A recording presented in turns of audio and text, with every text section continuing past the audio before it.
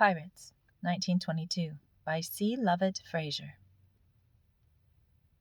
Captain John Gow alias Smith and his crew. John Gow alias Smith was born at a place called Cariston in the Orkney Islands, and was brought up a sailor from his youth, having served on board several men of war, and last of all on board the Suffolk along with T. Swan, who was engaged with him in the conspiracy to murder Captain Fernot and seize the ship and cargo as they went off the Texel. But when they were prevented by James Belvin, who was led into the secret and discovered it, Captain Fernot, taking little notice of it, contented himself with turning off Swan, and preferred Gow to be second mate and gunner. They sailed on board the George Galley August the 1st, 1724, from the Texel to Santa Cruz, having 15,000 pounds on board, when Gow designed to have seized the ship as they went out, but could not get a party strong enough to join with him, till he worked up a misunderstanding between the captain and part of the crew, concerning with provisions of the ship, particularly Winter, Peterson, and Macaulay, who came upon the quarter-deck, in presence of the owners, just before they sailed, and made a long complaint against the captain, who assured them that if there was any wrong done them, it was not by his consent, and that he would inquire into it as soon as they had unmoored the ship. About 8 o'clock at night, Captain Fernot, as usual, called them up to prayers in the great cabin, and then set the watch and went to sleep, little thinking his end was so near, when Winter,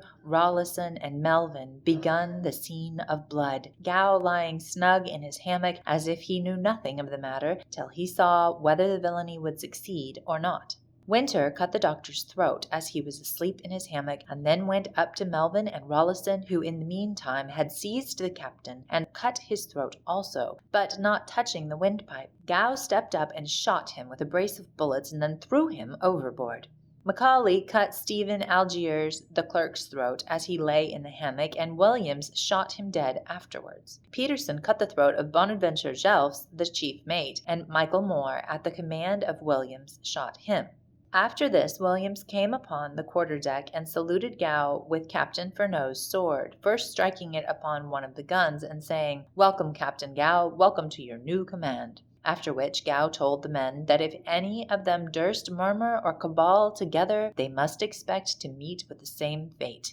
And then, calling a council, they agreed to go, upon the account, as they called it. They called the ship the Revenge, and mounted 6 more of her guns, she being able to carry 24 in all. But instead of going to Genoa as intended, they sailed for the coasts of Spain and Portugal, in hopes of getting a ship laden with wine to keep up their spirits, but all was alike they met with, and instead of wine they contented themselves with fish, which they took out of a ship called the Delight of Poole, Thomas Wise master, bound from New England to Cadiz, out of which they took the men and what they wanted, and then sunk the ship to prevent their being discovered to the English men of war who lay in the straits. On the 18th of December they took the Snow Galley, out of which crew they kept Rob, and discharged the captain and the rest of the men, after having plundered the ship of the arms, ammunition, cloth, provisions, sails, anchors, cables, and then let her go. By this time they were got a great way to the southward, and being in want of water as well as wind, they agreed to go to Madeiras, which island they made in 2 days, cruising about it near a week, expecting some vessel to come in or come out, but the country discovering that they were there, they were disappointed in their attempts.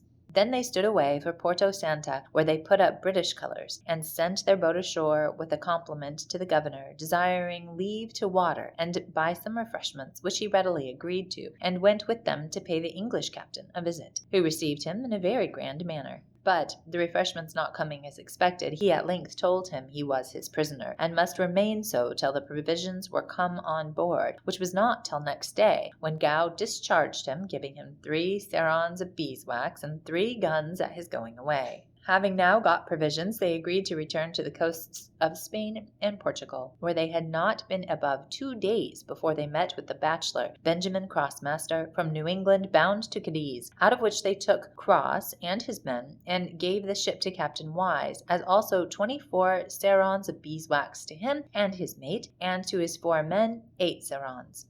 After this they took a French ship from Cadiz, loaded with wine, oil, and fruit, which was what they wanted, and manned her with their own men, taking on board the Revenge, the French master, and his 12 men, and most part of the cargo, with 5 guns, and their carriages, ammunition, small arms, and sails, and gave the ship to Somerville, captain of the Snow Galley, and to Captain Cross, the new English man, to who they gave half the ship and cargo, and Somerville had all his men. But Alexander Robb, whom they detained, and who was executed in 1725 for engaging along with them.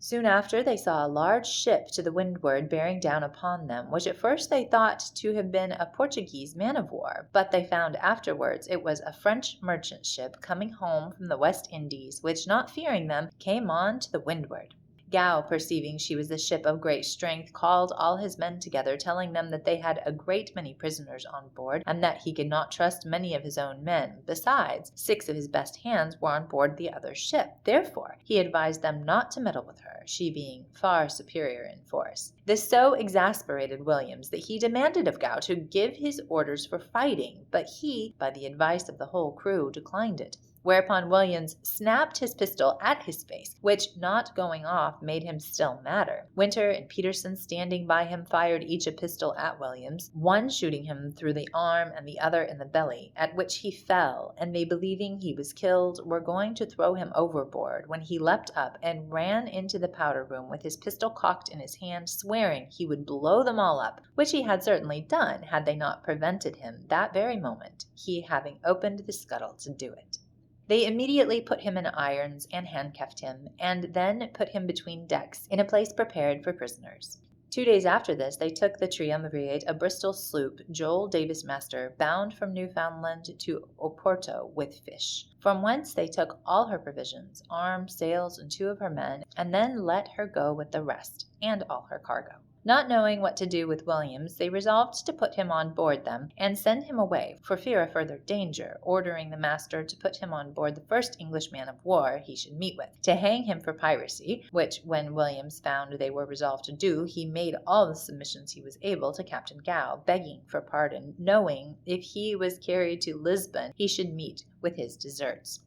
But all his entreaties would not do. He was brought up double-fettered, when he begged they would throw him into the sea and drown him rather than give him up to be hanged in chains, which he knew he deserved from the Portuguese as well as the English. This made many of them begin to relent and pity him, but considering his savage disposition, they knew there was no safety to keep him on board, and so resolved to let him go, and give him a hearty curse at parting, wishing him a safe voyage to the gallows, not dreaming that they themselves should accompany him. The Bristol captain obeyed their orders, and, as soon as he came to Lisbon, put him on board the Argyle man-of-war, Captain Bowler, commander, who brought him home not above 3 days before Gow and his crew came to keep him company. In the middle of last January they arrived at Carristown, on the Isles of Orkney, when Gow gave them instructions, what account they should give of themselves to the people of the country to avoid suspicion. But now began their misfortunes, for several of their men began to think of making their escape. The first was one Reed, who took an opportunity to get away when the boat went ashore, who went to a farmhouse which lay under a hill, where he hired a horse and rode to Kirkwall, a market town about 12 miles off, where he informed them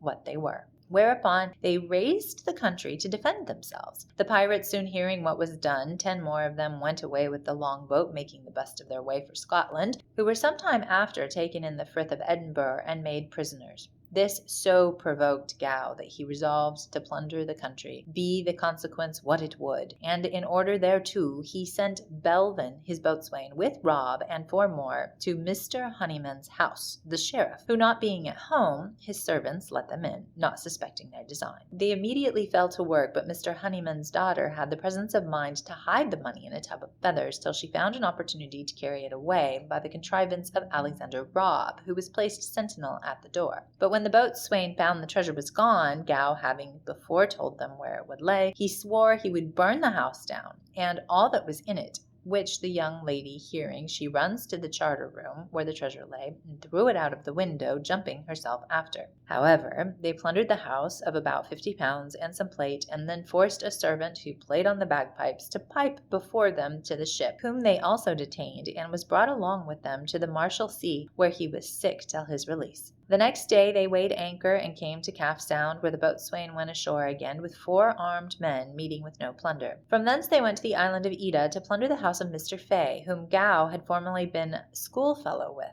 and, knowing him to be a man of courage, believed that the alarm at Caristown had drawn him thither. But Mr. Fay's wife at that time, being very sick in bed, kept him at home, and having notice of them, he sent a letter to Gow by James Lying to desire him to withdraw, assuring him that most of the inhabitants were fled to the mountains on a report of his being a pirate, desiring him to send the messenger safe back, at whose return the affrights of the people would be over. Gow sent him word back that he would write to nobody, but if Mr. Fay would send his men with a boat, he would reward them handsomely, which Mr. Fay hearing, he ordered his great boat to be staved and sunk, and the sails to be carried out of sight. In the meantime, perceiving Gow's boat come on shore with 5 men in it, well armed, he met them, and said if they would go to a public house in the neighborhood and take a cup of ale with, he would see what he could do to serve them, which they agreed to, seeing Mr. Fay was all alone, not suspecting any danger. Mr. Fay had before given orders for 6 men, well armed, to lie in ambush and surprise them,